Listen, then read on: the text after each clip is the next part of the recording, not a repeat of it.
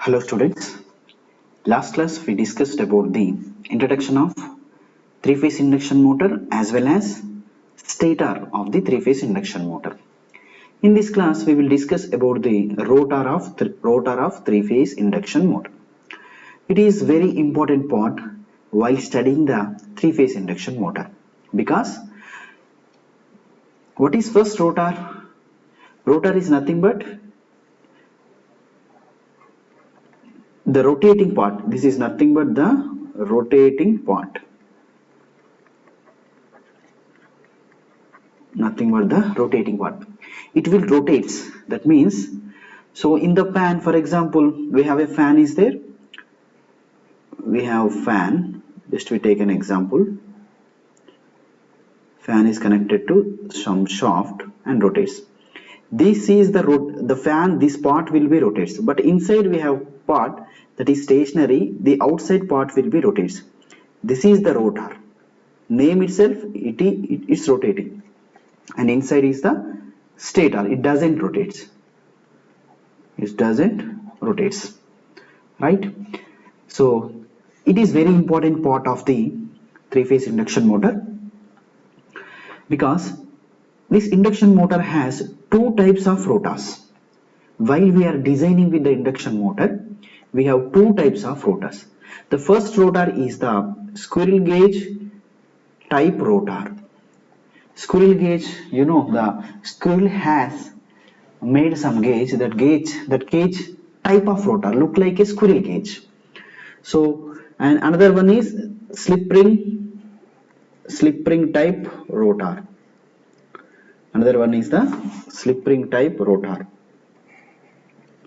Understand? One is squirrel cage rotor, another one is the slip ring rotor. So it consisting of the slip ring. That's why this rotor name is slip ring rotor. The first rotor is, it's looking like a squirrel cage. That's why it's named as squirrel cage rotor. So depends on the types of rotor. Induction motors is divided two types.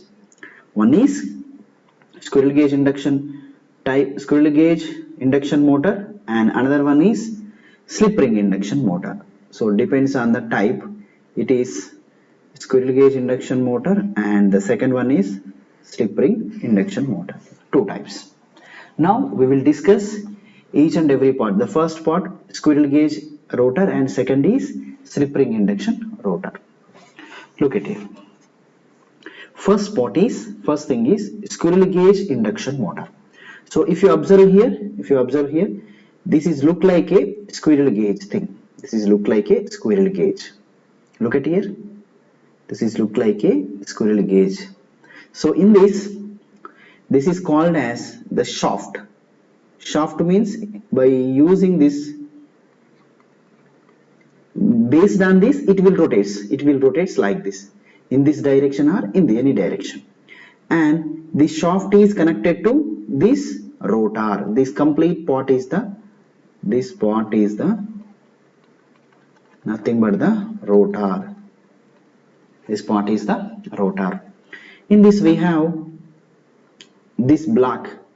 Whenever rotor is designed, rotor consisting of the current paths. Here the current paths are called as copper bars. This black section is nothing but the copper bars. Copper means conductor. Copper means nothing but the conductor. So this is useful for conducting the current. These copper bars are useful for conducting the current. Okay. So it will whenever it is used practically, that time currents will be induced in this copper bars. This black shaded is nothing but the copper bars, right? These copper bars. Look at here. This is also copper bars, conductor bars. This color is the conductor bars. This is nothing but black things here. So these coppers are end with these rings. This is the one ring and this is the one ring. End with one ring. These rings are called as end rings. That's why look at here. If you observe this is the end rings. These are also end rings. Okay, so this is the construction of the copper bar, construction of the squirrel cage rotor. Now we will discuss some points regarding the squirrel cage motor. This rotor is made with the laminated silicon steel. It is made with the laminated silicon steel. So it consisting of the lamination and silicon steel. Generally any type of electrical machine we are using the silicon steel, but is for laminations is for in order to reduce the eddy currents, silica is for reduce the hysteresis loss. So laminated silicon steel, and these are nothing but the slots. Look at here, these holes is nothing but the slots. These are the slots. Look at here, these are also slots. These slots are semi-closed type. We have three different types of slots, and in stator also we have slots. Those also semi-closed type. These slots are also the semi-closed type. Heavy copper bars are inserted into the slot. So in these slots we have heavy copper bars are inserted. So in these slots we are inserting the heavy copper bars. This is nothing but the heavy copper bars. These heavy copper bars are used as the conductors. As used the conductors. Look at here. Used as the conductors. So copper bars end with the short circuit end rings. Already we discussed, these are the end rings. There is no insulation between the windings and core. So this is the copper bars are nothing but windings here. Don't confuse here. These copper bars are nothing but the windings. Copper bars are nothing but the windings. But in between the core and these windings there is no insulation. This is the core and this is the windings. There is no insulation. Rotor induces currents consisting of the frequency 1.5 to 3 Hz. This is very important thing. Whenever it is working, whenever the three-phase induction motor working, rotor induces some currents. Rotor will get some currents. That currents have low frequency, that is 1.5 Hz to 3 Hz. Consisting of the 1.5 Hz to 3 Hz frequency. These slots are skewed. These slots are skewed. Skewed means if you observe the slots have some angle. Generally slots are straight lines, but there is no straight line, it has some angle. This is called as skewed. These slots are called as skewed. Okay, these rotor, and so these are the different points regarding the squirrel cage induction motor. Once again we will look at all the points. Rotor means rotating part. First thing, this rotor is made with the laminated silicon steel. This complete laminated silicon steel, and in order to flow the currents we are using the copper bars. These copper bars put into the slots. Those slots are semi-closed type. Semi-closed type means, so these copper bars are looking like this.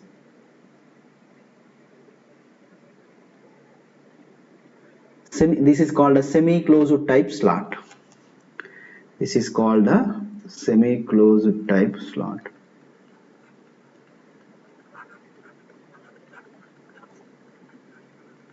This is called as the semi-closed type slot. Yes, yeah. And these slots are skewed. Skewed means it's not straight line. These are having some angles. Okay. Generally, in between core and the windings in transformer we have the insulation, but there is no insulation between the windings and core. There is no insulation between the windings and core, right? This rotor is used for better running performance. Actually, we have two types. One is squirrel cage, another one is slip rings. Especially the squirrel cage induction motor is used for better running performance. So in this better running performance conditions it is applicable. Better running performance conditions it is applicable, and it has a problem, poor starting torque. Poor starting torque. What is torque? Torque is the force which rotates the rotor. Torque is the twisting force which rotates the rotor. We will discuss about the torque clearly. We will discuss about the torque clearly. This is about the squirrel cage induction motor. Okay. Next we will discuss about the slip ring induction motor. Look at it. The second type of rotor in induction motor is wound rotor or slip ring induction motor. Two names we have, wound and another one is slip ring induction motor. So in the squirrel gauge induction motor, we have a disadvantage, that is poor starting torque. Starting torque is poor. In order to improve the starting torque, we have to add some external resistance. In order to add this external resistance, we are providing the external resistance. Look at here, these are the external resistance through the slip rings. Through the slip ring we are adding our external resistance through the slip rings. That's why it is called as the slip ring rotor. That's why it is called as a slip ring rotor. Observe here, look at here. So this is the rotor and these are the windings. Look at here, these all are the windings. This copper bars, copper windings, not bars, these are windings. But in case of squirrel gauge induction motor, there is no winding. This is directly a bar. It's like a pencil. It's directly a bar. But here we have the windings across the slots. Now these are the, look at here, this is the slot. This area is called as the slot. Now you will understand very clearly the slot. This is called as slot. Yes. And generally, and these are the external resistance. This is the slip rings.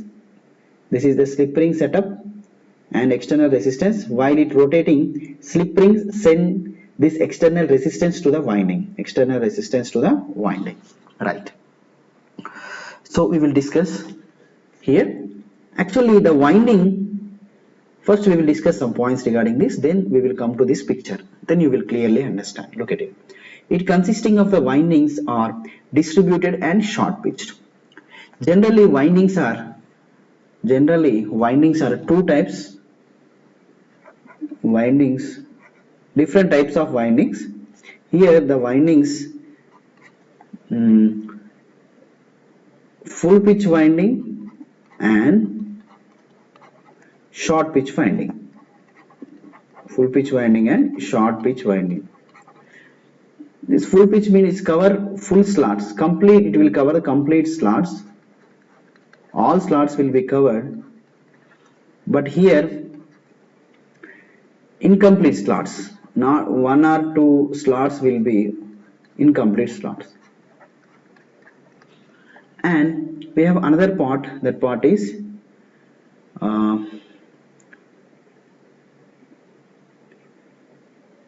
we have uniformly winding and distributed winding. We have another different types of, again, uniformly winding is the one part and distributed winding also another part. We can another different type, but distributed winding is used. Concentrated winding, another part, third winding is concentrated winding. These also different types of windings. In this case, we are using the distributed winding and the short pitch winding. By using these two types of windings, we can reduce the harmonics. Only one thing is the harmonics and having better performance.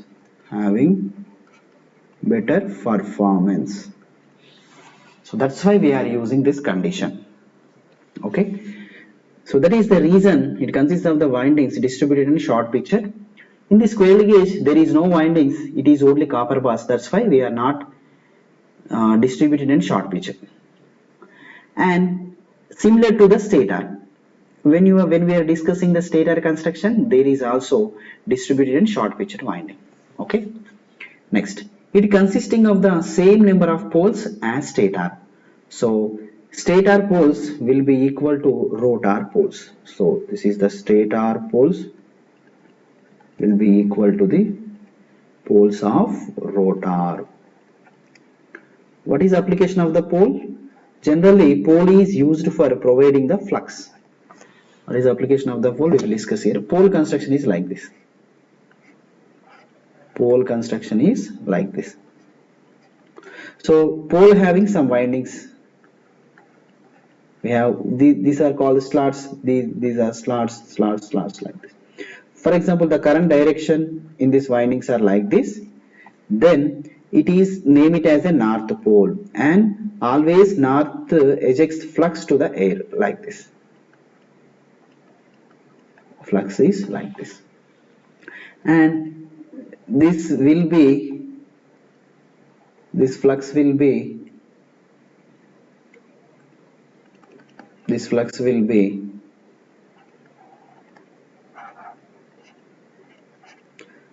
taken by south pole. South pole also same. So south pole, north pole will sends the flux to south pole. Understand? This is the flux. So this is called the pole. So we have, in order to maintain the flux, we require to maintain the flux. To maintain the flux. Flux is the very important thing. We require poles. We require poles. That's why poles are very, very important, right? Here, it consists of same number of poles as stator. If, for example, stator has 4 number of poles, rotor also 4 number of poles in the slip ring motor. But what about squirrel cage induction motor? In the squirrel cage induction motor, poles are induces. For example, P number of poles, for example, 4 number of poles, stator poles is there, stator, and automatically rotor poles are induces. Rotor poles must be equal to 4 induces poles, right? So, but here whenever we are doing the construction, we have to make it the rotor poles are same as stator poles. Okay, right.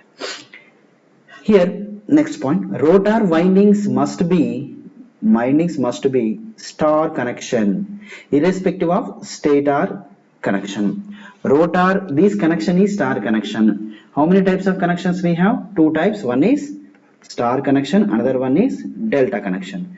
We have to use the star connection. What is the reason for star connection? If you observe star connection, it provides more mechanical strength. More mechanical strength by using the star connection. That's why we have to use the star connection, right?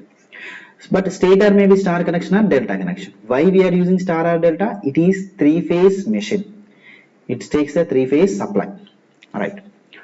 Next, rotor only 3-phase because mechanical balance. Yes. Here, slip rings are made with the pass per branch or brass. Look at here. These are called as the slip rings.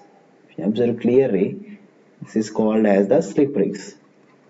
So if you cross sectional this, if you observe here, we have slip rings. Look at it. 1, 2, 3. So these are the 3 slip rings. Look at here. These are the 3 slip rings. Are nothing but this is the slip rings, right? And we have shaft. So this is the shaft. Look at here. This is the shaft. It connected to the shaft. Slip rings are shaft. And to the slip rings we have to apply the external load. R load, Y load, B load. These 3 loads, 3 resistances will be added. Understand? Look at it. Slip rings are made with pass per branch or brass. These are made with the pass per branch or brass. Look at here. Pass per branch or brass. Okay. Rest. Applications of slip rings is, so slip rings to provide external resistance to windings. To provide external resistance to the winding. So external resistance will be added to the windings. Why it is called slip rings? Look at here. These construction is look like a rings, and we call it as a slip rings. Right. Same construction is like this. So R resistance added to the, look at it, R winding. Then Y resistance to the slip ring added to the Y winding. B resistance added to the B winding. Look at it. And the end part of these three resistance will be short circuited. These are called the external state star connected rheostat. Rheostat is nothing but resistance. Variable resistance is called as rheostat. Variable resistance is called as rheostat. Yes, slip rings are made with the pass per branch or brass. So these are the different material, pass per branch or brass.